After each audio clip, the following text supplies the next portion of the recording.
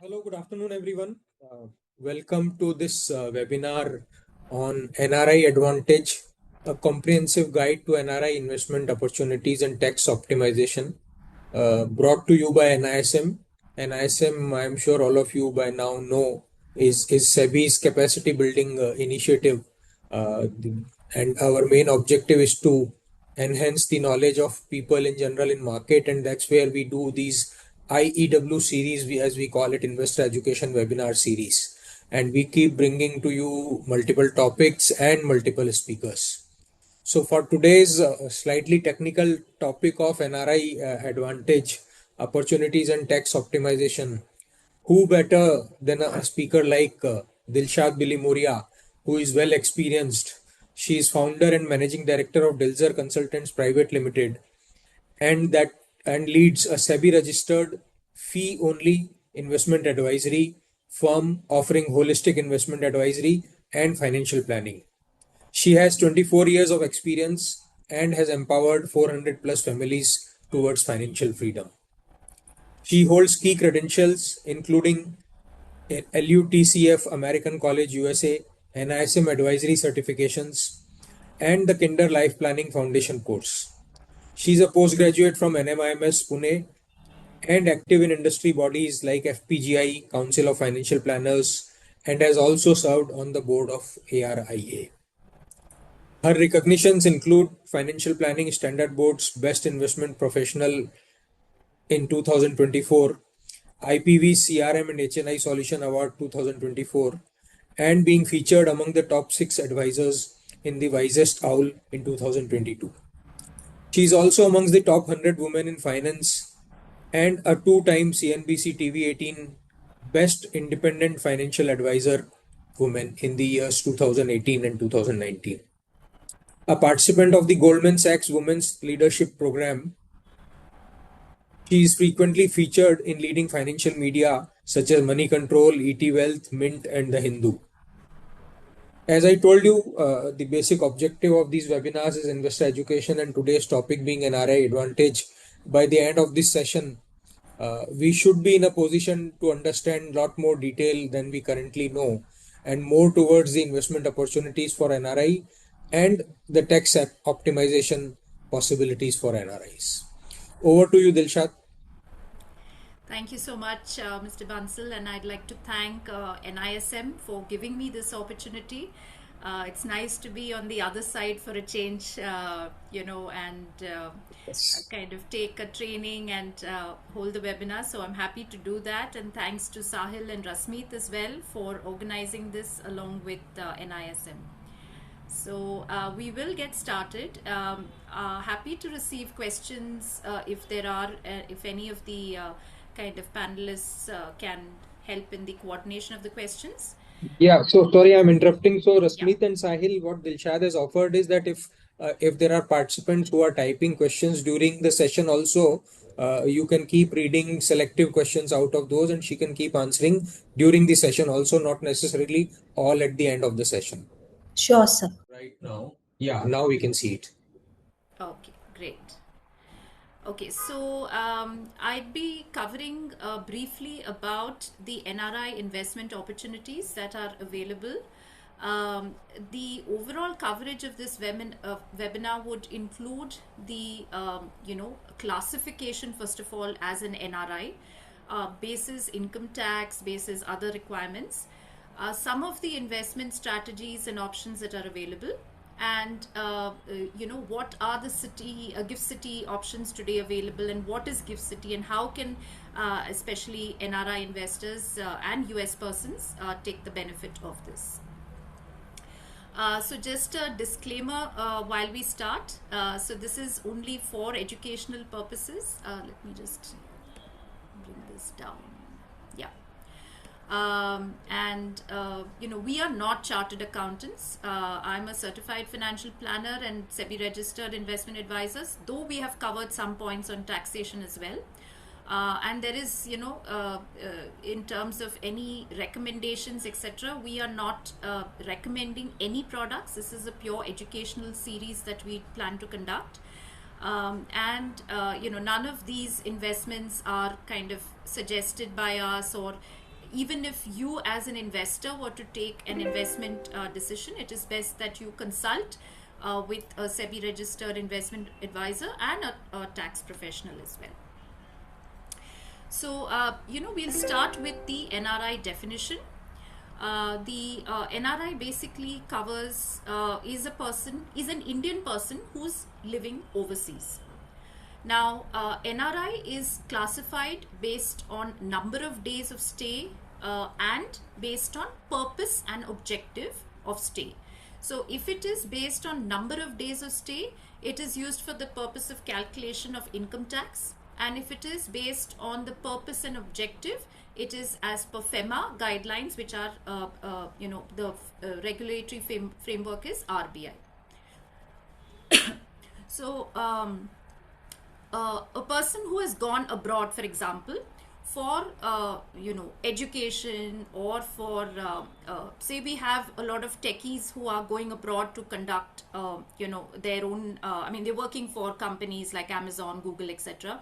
Or we have students and they go on H1B visas. So students go on a different visa, F1 visas, etc. So these are typically people who are considered NRIs, provided they have completed 182 days more in a financial year outside of India. Okay, so this is the basis of classification of an NRI, who is basically an Indian citizen who is gone overseas and who is basically working there, or a student there, etc. OCI, which is Overseas Citizen of India, is not an Indian citizen. It is they are foreign citizens, and I'll be covering the difference between OCI and PIO briefly. Okay, so like I mentioned initially, the classification of an NRI is basis two-fold. One is the basis on income tax, and the second is the basis of FEMA, which is the Foreign Exchange Management Act.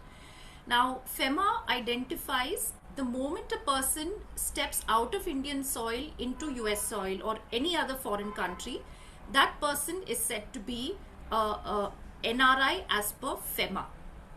However, if that person is in that foreign soil for more than 182 days, that person is said to be NRI as per income tax.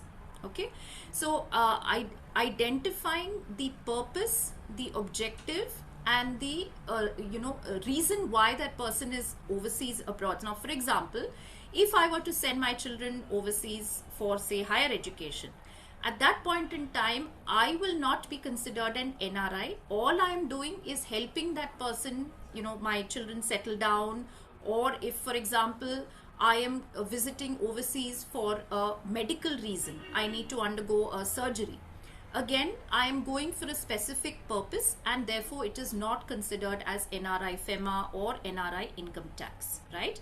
If, however, the person is going to visit their children overseas and are staying for more than 182 days overseas, yes, then as per income tax, they will be considered as an NRI.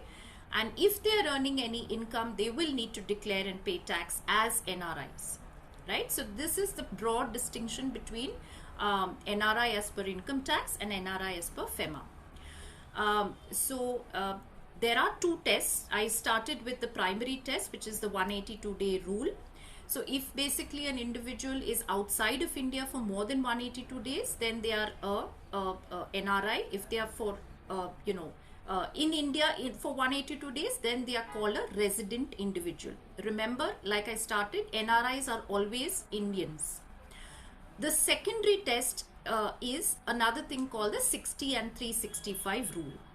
Now, if you are in India for more than 60 days in the preceding financial year and 365 plus days in the preceding 4 years, if yes, then you are a resident. If you are not in India for this period of time, then you are an NRI.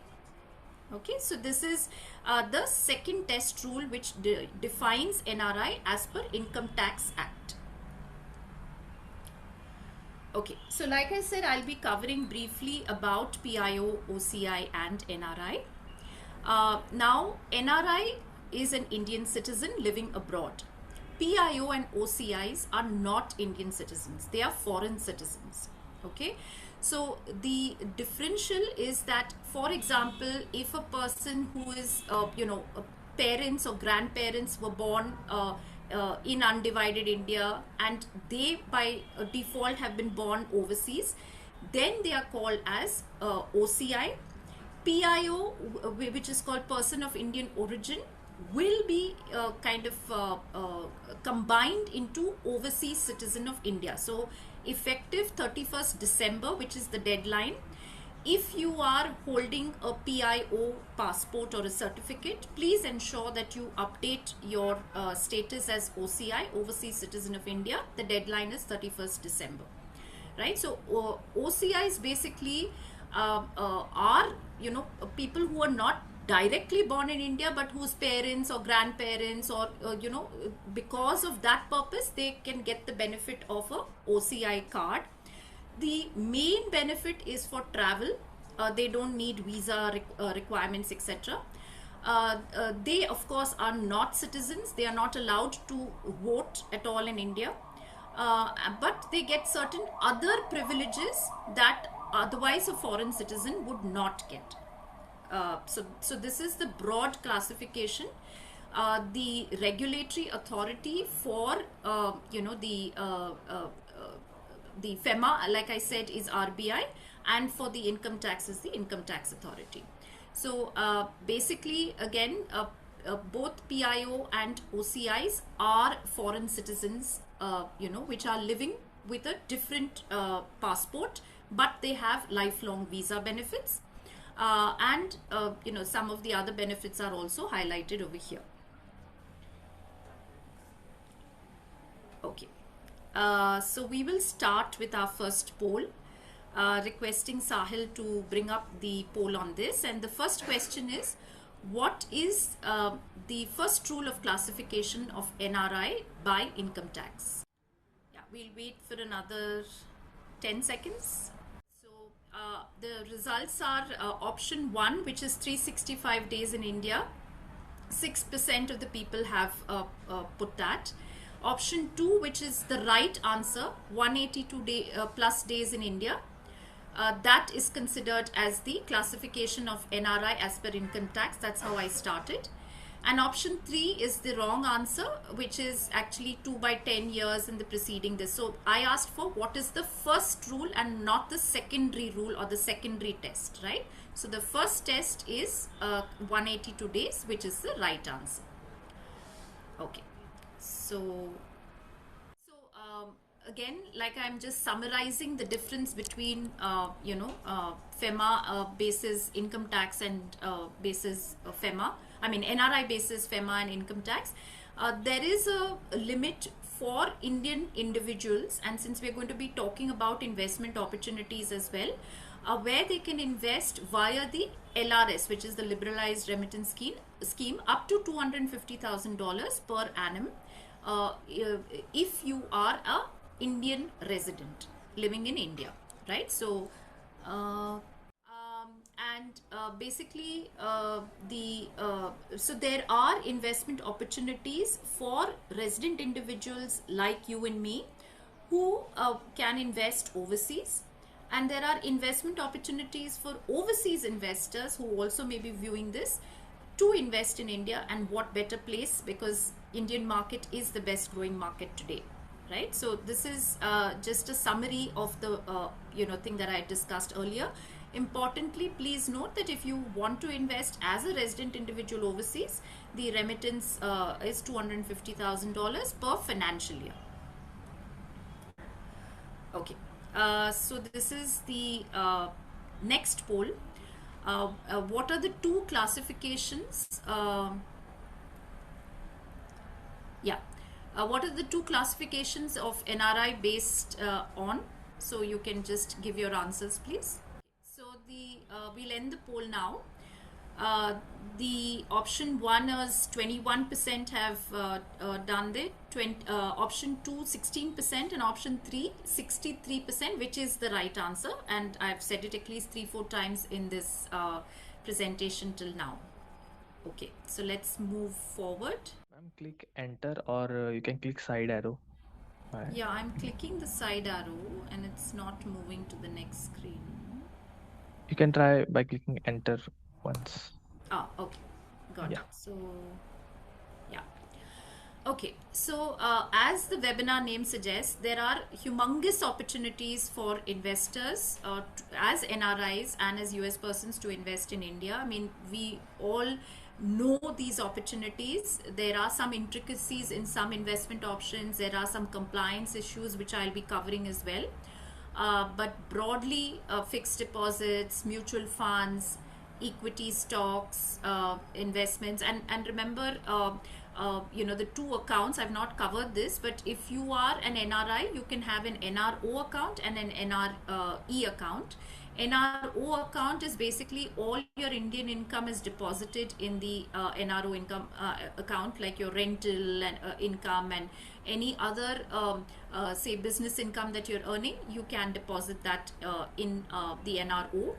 All income earned overseas has to predominantly always stay in the NRE account. There are opportunities to invest both via NRO and NRE accounts in India, depending on the end objective of that investor or client. So if they are, for example, want to continue to stay overseas, then the NRE makes sense. If they are wanting to come back after 5 years, or they are on a H1B for say 3 to 4 years, working abroad, then they can continue to hold the NRO account. There are certain limits on, for example, the NRE account. You can repatriate, back overseas any amount. There is no limit. For the NRO account, it is up to $1 million in a year. Okay. These investment options are quite well known, and again, I'm not going to be spending so much time on this, because again, this would depend on the actual need and requirement of that investor, their risk profile, their existing investments, and how that can be kind of built to create an overall asset allocation. I would say mutual funds is the primary vehicle that we have been recommending to investors, and today most of the investment opportunities, solutions, etc. are available via the mutual fund route. There is a lot of interest in REITs and PMS and stocks and other investment strategies, which again we are also suggesting to our clients. Like I said, it is based on the requirement, the objectives, the time horizon, the risk profile, etc. of the investor. Okay, so here we are going to be touching upon the tax implications, of various holders. So the resident and ordinarily a resident, RNOR, which is resident and not ordinarily a resident, and I'll be covering who is an RNOR subsequently, and the NRI, which is a non-resident. Now, importantly, the rule is the source of income. If the source of income is India, in all cases, RNOR, and ROR and NRI, it is fully taxed. The income is fully taxed in India. Okay.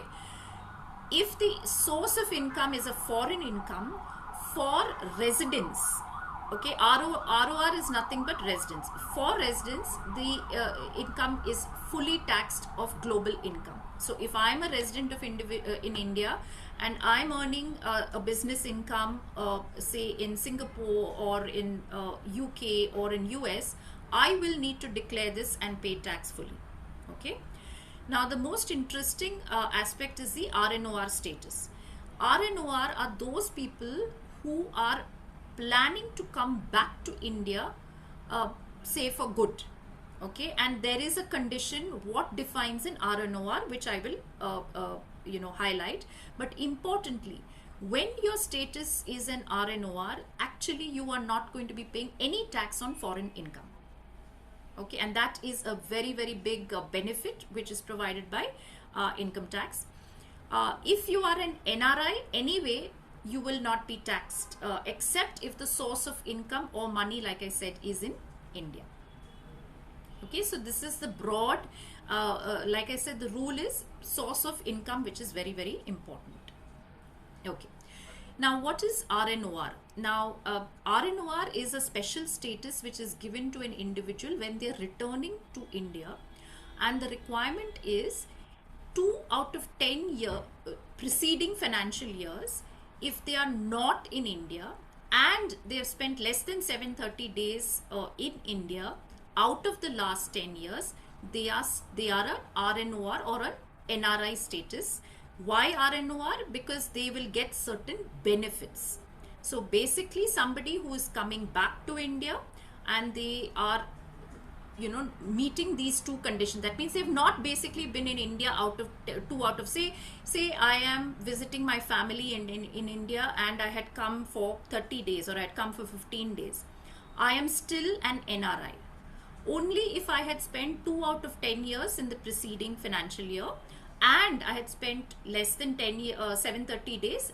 Only in that case I will be, if I had spent more than 730 days, then I would be considered a resident individual or a RI, but otherwise I will be an RNOR status. Now RNOR people get certain benefits and advantages, and this is very important. They are taxed only on Indian income. They can get the slab rate benefits that individuals in India get, because if I am an NRI, I don't get the benefits of slab rates. I will be taxed at the highest marginal tax rate. For example, if I'm an NRI and I'm buying a property in India, the buyer, and I'm the seller, I am the NRI and I'm the seller, the buyer has to deduct TDS at the highest rate and on the complete sale value to me as an NRI seller. And this is not advantageous, because if I was an RI and if I were to sell a property, TDS is only deducted at 10%. Okay, so the RNOR status can be made use of when a person is coming back to India and when he is planning to sell a property, then he gets the benefit of lower TDS. Another very, very big advantage is they can bring in all their foreign assets and not be taxed in India. This is a very, very big advantage, and I covered this earlier as well. Okay, they can also buy agricultural land. Okay, and they can get the entire array of investment options that resident individuals today in India get. For example, the PPF. Now, as we all know, NRIs are not allowed to invest in PPF. They are not allowed to invest in agricultural land, etc. So this is a very, very big advantage for a person who is coming back to India. Now, what we have suggested to some of our clients who've come back to India, we've tried to time the benefit of entry to extend the RNOR period. So normally the RNOR period, as mentioned on the left, is for a period of 2 years. But if I tell my client to come back, say between Jan to March of any financial year, I can extend that RNOR benefit to that client for another 1 year. And why am I doing this? Because they get these benefits that are mentioned on the right. Another very big advantage for the RNOR is the interest that they are earning on RFC accounts is tax free. The same account RFC, if held by an NRI, is taxable. Okay, so RNORs are in a sweet spot in that way. Okay, let's move on to the poll 3, if that can be raised, please. Yeah. So tax liability in India is based on which of these 3 options: the source of income, or RNOR status, or income tax rules. So option 1 is the right answer, where the source of income arises, which 50% of the people have actually opted for. So it's good to know people are listening here. And option 2 is 32% of the people have opted for 2, which is wrong. And 18% have opted for option 3, which is again wrong. Right, so it's basis the source of income, like I mentioned in the previous. Hello, ma'am. After a poll, there is an issue always. Yeah, you can click on screen once and then just click on enter button. Then you will be able to. Perfect. Thank you, Yeah. Sahil. Yeah. Yeah. Okay. So now the the NRI perspective on income sources. Okay. So basically, NRIs are taxed only on India source income. Okay, and a returning NRI who is called an RNOR is not taxed on foreign income. Okay, and the residential status and FEMA are the key considerations. Like I said, the tax rates on capital gains for NRIs are the same. However, with surcharge, cess and STT, it goes right up to, say, our capital long-term capital gains on equity mutual funds, for example, which are held more than 1 year, are at 12.5%. For an NRI, it can go as high as 17% with surcharge, cess, etc. Right? So that is one differential. Now, TDS is deducted at the highest rate for an NRI, and like I said, there is no tax slab benefits like how we individuals in RI get. So, for example, if I want to reduce that TDS amount, there is something that I need to purchase called a TRC, tax residency certificate, which shows that the double tax avoidance agreement between two countries, for example, India and US. If I'm able to produce this certificate to the income tax authorities and tell them that I have this TRC and therefore do not deduct the highest marginal tax rate, they will do that because I have got this, I've purchased. Now you need to purchase the TRC certificate. And another issue is the TRC is normally in a calendar year for some countries like UAE and Singapore, and you know these countries are not taxed at all. Whereas our method of accounting of financial year is between April to March. So it is very important to take the guidance of a CA when exactly to apply for this TRC. The benefit again of applying for a TRC is to ensure lesser TDS deduction and to ensure that you pay the differential tax between the two countries when it comes to the tax rate. So for example, if my client is living in the US and he wants to invest in Indian mutual funds, for example, if he gets this TRC or the double tax avoidance agreement, he can prove that he can only pay the differential tax between the two countries and not double pay in both the countries. That's why it stands for double tax avoidance agreement. By getting this particular certificate, you are ensuring that you are only paying the differential tax rates. We have done this for a couple of clients in the UK where tax rates are as high as 40%, 35-40%, and in India it's capital gains are only at 12.5%. So such kind of people have paid differential tax by obtaining that certificate. Okay, over to our next poll. What are the benefits of the RNOR status? Option 1 is buying agricultural land not taxed. Option 2 is RFC accounts are interest free. And option 3 is visiting family members in India. Ma'am, Yes. as we mentioned earlier that related to Q&A, attendees have already started posting their questions. So can we pick a couple of questions and then can move further? Sure, but can I just come to the crux of it and then we'll go. I will tell you when I'm ready for the questions because I don't want to miss out on the most beneficial part. Okay, ma'am. Sure. Just a few minutes. What Yeah, time sure. is it? 4:30. Yeah, just give me a few minutes and then we'll Sure, once I ma'am. come to the crux we can take it over. Yeah. So the right answer is option 1, which is you can buy agricultural land, you can get tax slab benefits, you can you're not taxed on overseas assets, etc. And that is the right answer. 66% of the people have answered this. So thank you once again for listening. Option 2 and option 3 are incorrect, which is RFC accounts are interest free. I said RFC accounts are tax free. They are not interest free. Okay. So let's move to the next. So this is a problem which US or any other overseas investors are facing, right? So there is IRS, who is the revenue or tax authority in the US, and they want all sources of earnings to be declared to them for the person living in the US. So if I'm a person, whether I'm an NRI, whether I'm a student, whether I'm a business person, whatever visa I'm holding, I need to declare my global income to IRS. Okay, and that is where the problem arises. FBAR is the financial bank account reporting, so I need to report through FBAR form 114.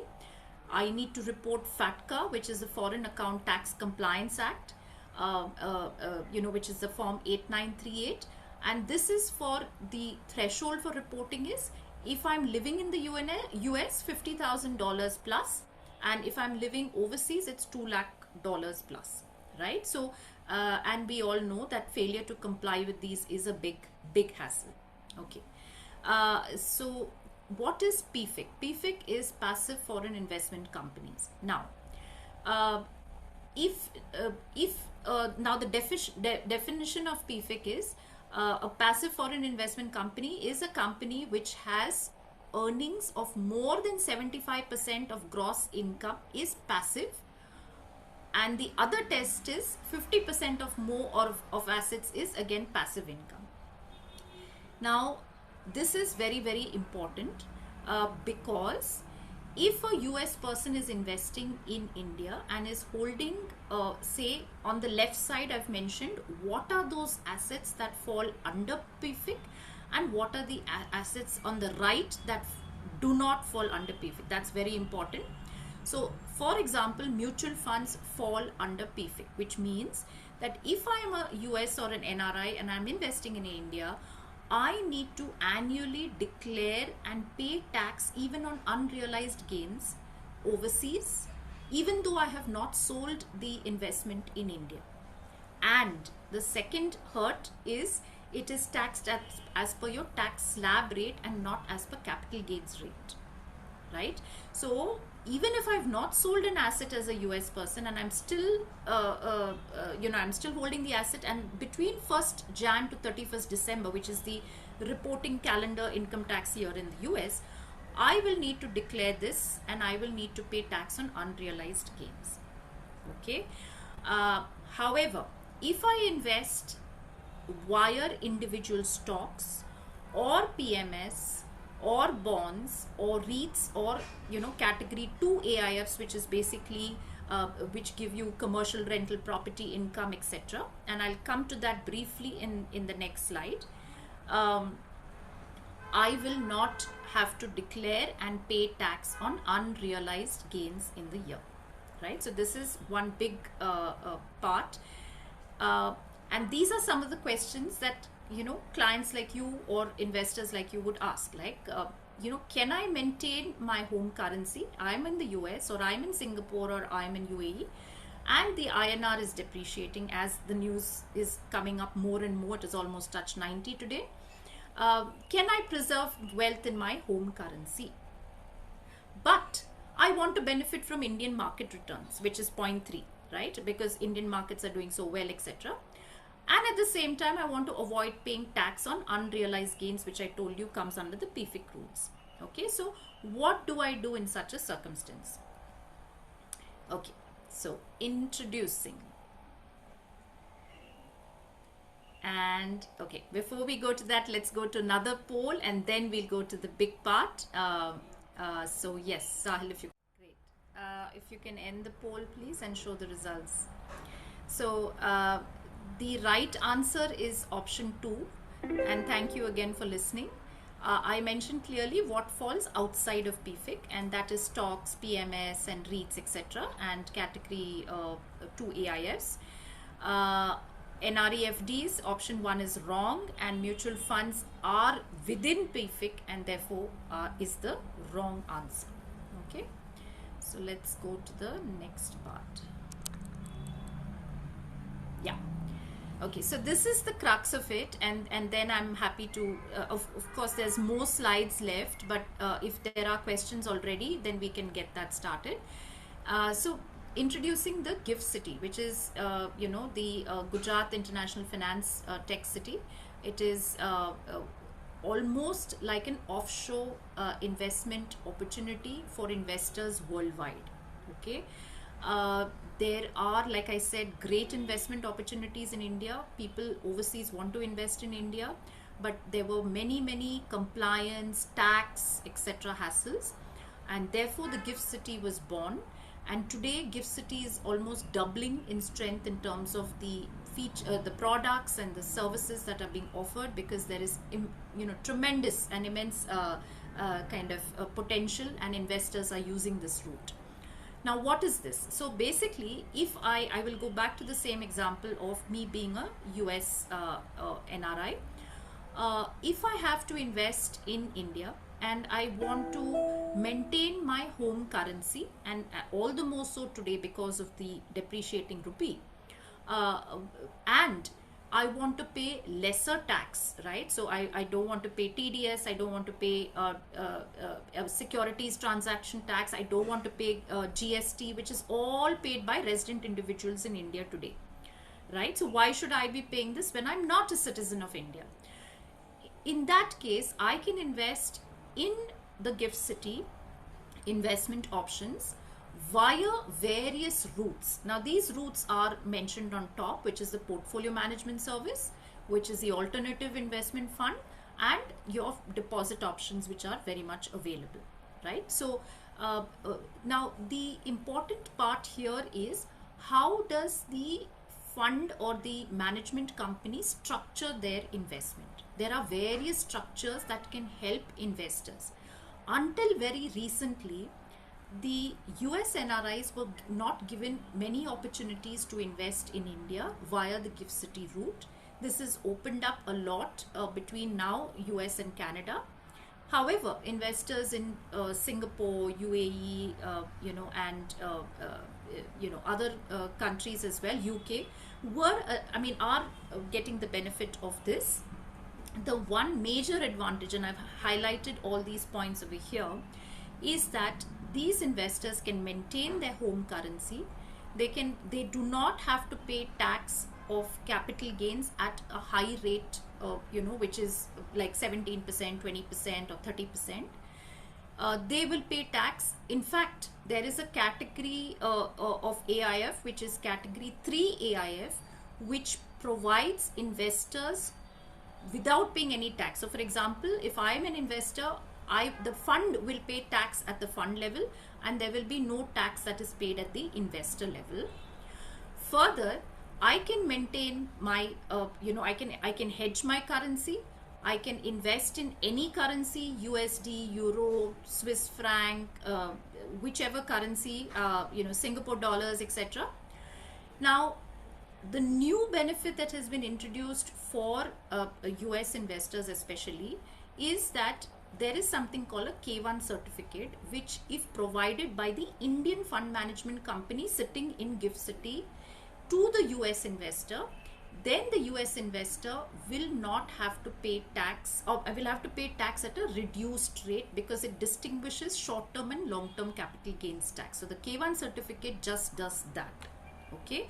Otherwise, what was happening is, although GIFT City had started by providing the benefit of US or overseas investors to invest in India without any tax in India, that individual is still the citizen of another country, and therefore they need to pay tax in that other country.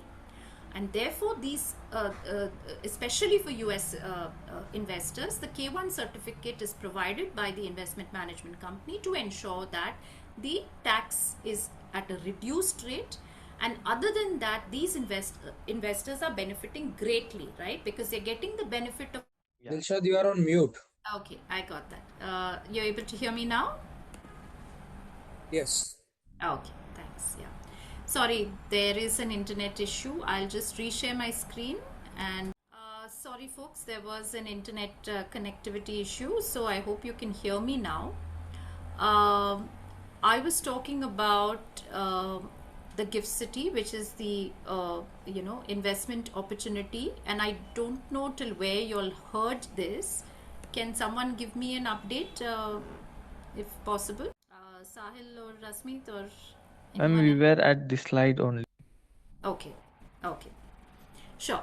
So, so I was talking about this investment, and this is the crux of the webinar, and then we can possibly take questions, although there is more left.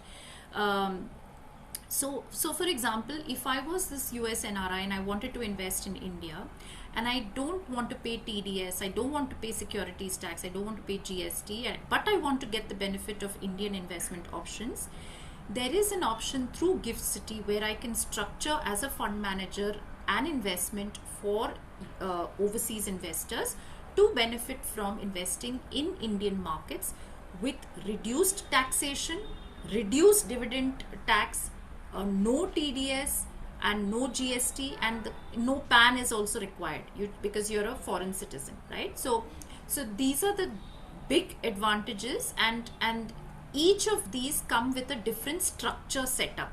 So I can set up a AIF.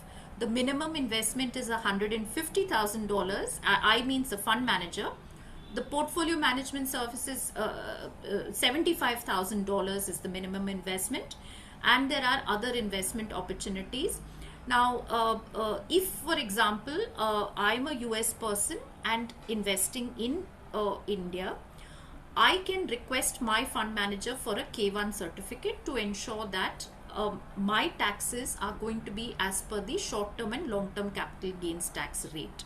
Okay, and this is a very big advantage for US and Canada especially, because otherwise the tax rates are going to be huge. Another very big advantage is if I invest via this route and if I get this K1 certificate, I don't have to pay tax on unrealized capital gains as a US person, right? And there are so many other benefits. Now, for example, if I'm not in the US, say I'm in Singapore, or I'm in Dubai, or I'm in the UK, there is another route called the Cayman Islands route, which basically provides for doing the structure or the fund of fund investment with reduced buying and selling costs, and the taxation is only taxed at the fund level and not at the investor level in the hands of the investor. So the tax for the short-term capital gains at the fund level is 20% on equity short-term and 12.5% for after 2 years on long-term capital gains for the category 3 AIF structure, right?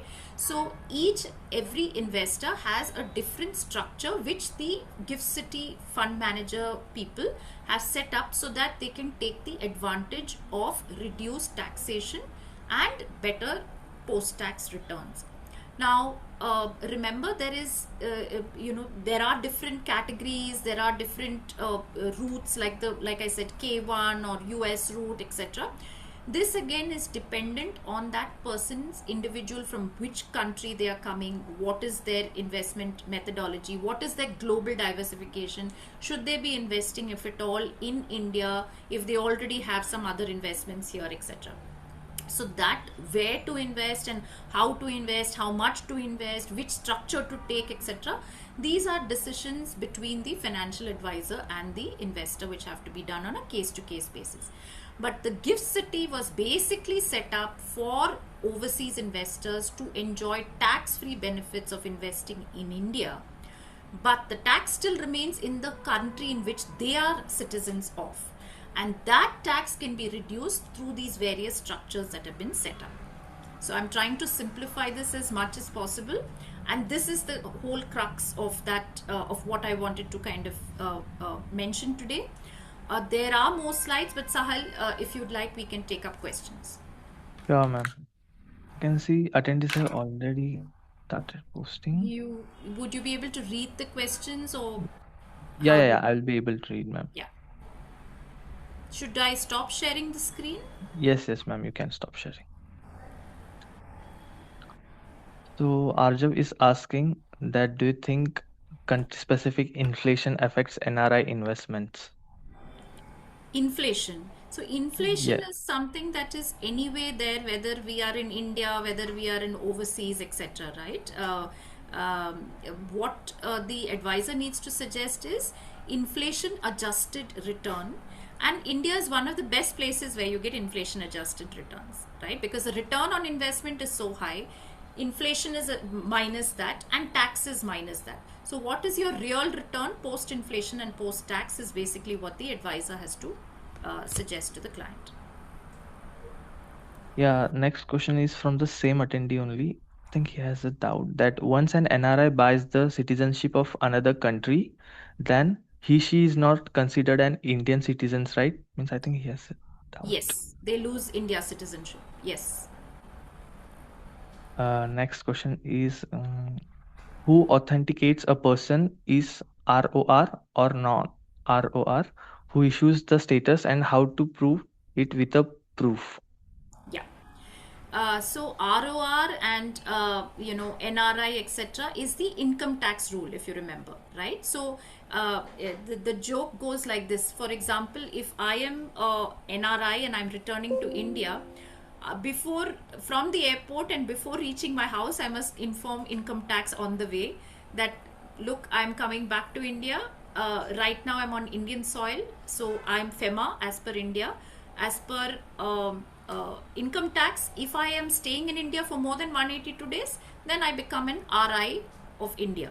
So RI or ROR is one and the same, folks. Okay, only RNOR and NRI is different. I hope I answered the question. Yes. The next question is, does India has high country specific risk in terms of investment? I think Country specific risk. yes. Okay, is there a little more to it, or it's that only as a No, question? it's this much only, ma'am. It's a Okay. one line question. Okay, so I that will. again is a answer of where the person is residing. Which country is that person residing?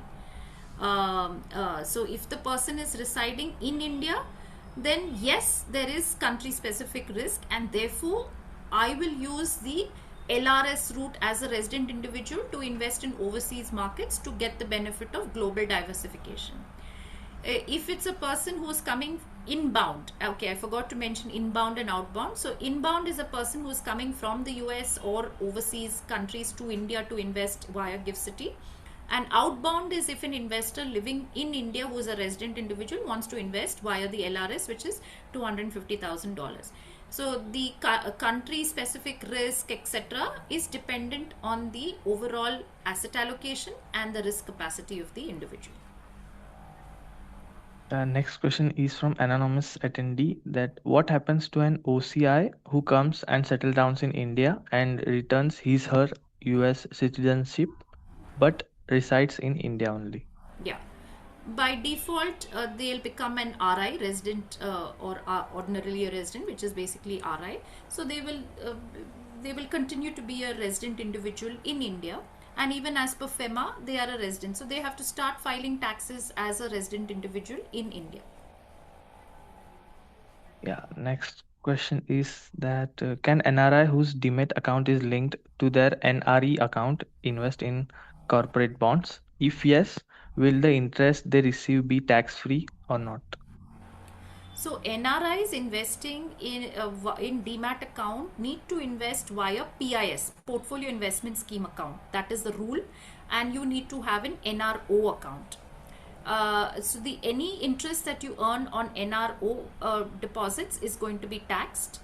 Because remember I said that you will be taxed on the income that you're earning in both these accounts. So yes, there is taxation in the NRO account, but specifically NRIs investing in PMS need to open a PIS account with the investment management company. Next question. Most of the questions are related to US. Okay. What about the US taxes on a US citizen who is an Indian resident? But Okay, so the moment you are an Indian resident and you go to the US and you have completed 182 days in the US, you become an NRI. Then you're subject to tax rates of the US and you're subject to tax rates of India. So you're going to be paying tax in both countries. And we had clearly mentioned, right, if you are as per the IRS, you have to declare global income and you have to pay tax on global income, and that is where that FATCA guidelines come into effect, and that is where the compliance of that 8938 and the FBAR reporting has to be done. In fact, my next slide was going to highlight what are those reporting formats. There are at least 4 or 5 forms that need to be filled by the US NRI to for compliance purposes. So that is also available. I can share that if required post the session. Lalit is asking that if a person of India origin has US citizenship, now lives in India, works in India, resides in India, is he an NRI or non-NRI? Good question. So when a person has got the US citizenship and come back to India, say they want to pack up things and stay with family in India, they will become an Indian citizen. I mean, they're still a US citizen, sorry, but they need to file returns both in the US and in India.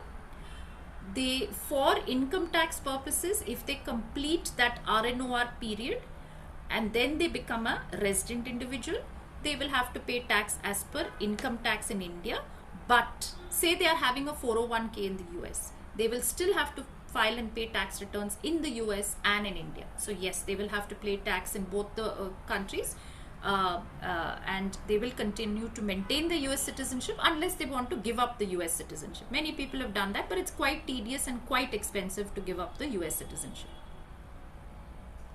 And next question is from Nitin that suppose a one person has invested in NRI investment through Gift City and left country after 2 years, he becomes resident again.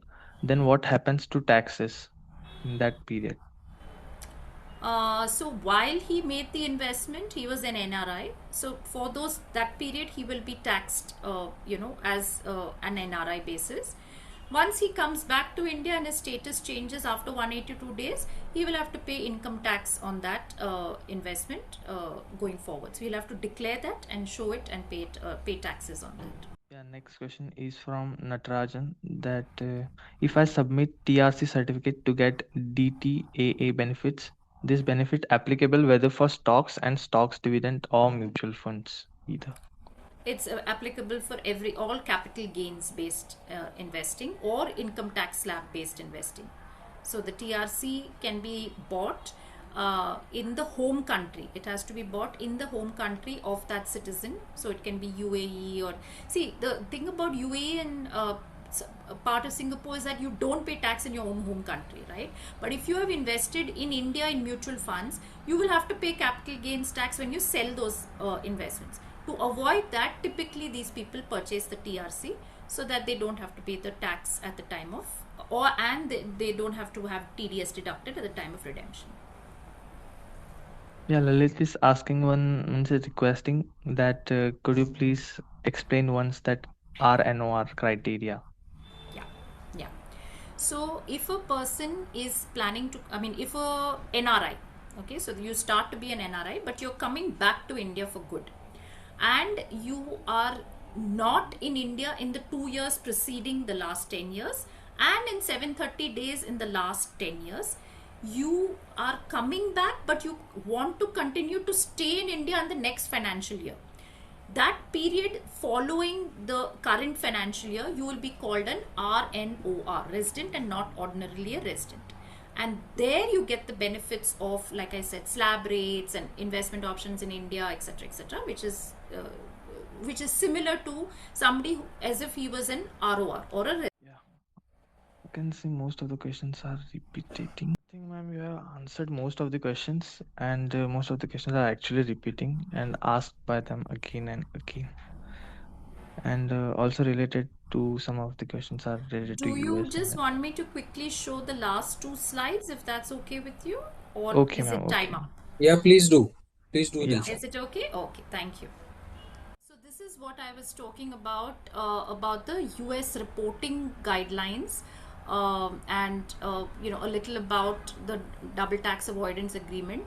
Now these are the compliance requirements that a US person has to file. The form 114 F bar, and this is required if your account exceeds 10,000 US dollars. FATCA, which is 8938, which is the special foreign assets reporting form, which I mentioned earlier that IRS wanted across all individuals. Form 8621, which is the reporting of PFIC form, which is if you're investing in Indian mutual funds and not via the gift city route, which don't provide the K1 certificate, then you need to file the 8621. Form 116, which is the foreign tax credit, which is the DTA between the two countries. And the two methods of reporting US tax is the mark to market and the qualified investment route.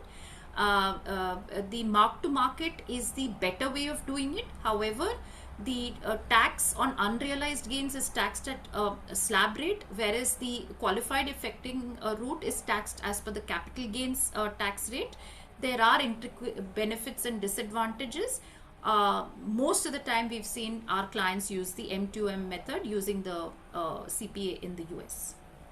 So it's important that definitely an investor consults a US known CA or a CA in India who knows about US kind of tax reporting and compliance, and also cross checks with his or her US CPA in the US. Because these are things that we have come across with our clients. So it is definitely something that a professional CA would be able to handle. Importantly, maintain records. Whether you are US investing in India via the gift city or via the normal route, you need to ensure that all this is compliance kept for your CA purpose. So what we did is and just bear with me, 2 slides and we're done. What are the checklist for a resident who is moving overseas as an NRI? What all do they need to do? So basically they need to convert their savings bank into NRO. They need to open an NRE account, which again is optional, but most likely have to be the case if they are earning income abroad.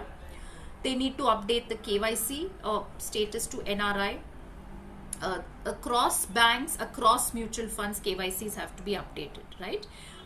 They need to retain their mobile number in India. Very, very important, because this is required for all transactions that are still continuing to be held when they were a resident individual in India.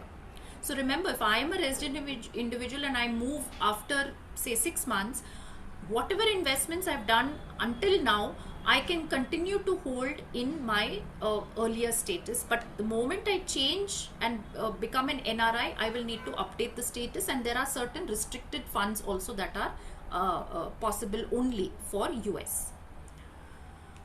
The other way around, now suppose an NRI is coming back to India, right? So like I said, you need to convert your NRE and NRO accounts into resident. You need to stop by at the income tax office, like I said, and update your status.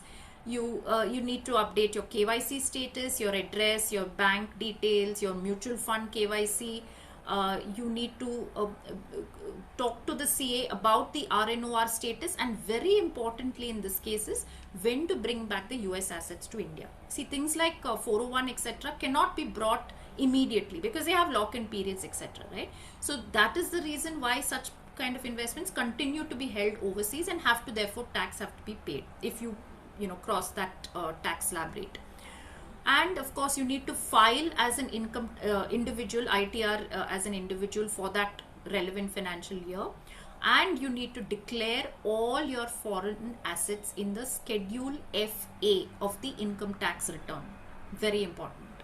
Okay, so this is very important. You need to do that. This is more or less the same thing which we talked about, determining your status, etc. And we're at the end of this. So thank you so much once again for this opportunity to NISM, and I hope the audience has gained some insights and some learnings. And if there are any questions, I'm ready to take on more questions if the audience and if NISM is ready to. I think, ma'am, you have answered most of the questions, and attendees also are thanking you for the insightful session. And Thank yeah. you. Thank you so much, and thanks once again Mr. Bansal and Rasmeet and Sahil for giving me this opportunity, and to NISM as well. Thank you. Yeah, thank you so much, ma'am. Thank you so much.